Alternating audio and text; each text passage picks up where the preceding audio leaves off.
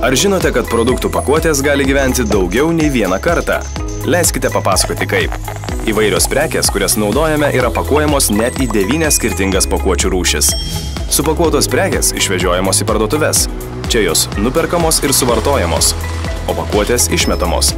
Maistinės ir nerūšiuojamos atliekos keliauja į buitinių atliekų konteinerį, o pakuotės į rūšiavimo konteinerius, skirtus stiklui, plastikui ir popieriui. Atliekas išveža atliekų tvarkytojai. Iš konteinerių jos surenkamos arba kelių sekcijų šiukšliavežėmis, arba vienu metu išvežamos tik vienos rūšies pakuotės.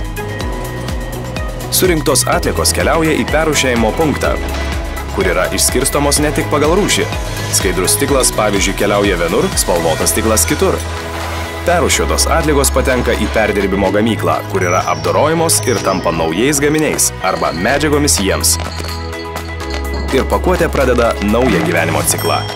Padėkite pakuotėms atgimti vėl ir vėl. Rūšiuokite. Daugiau informacijos svetainėje žaliasis.lt.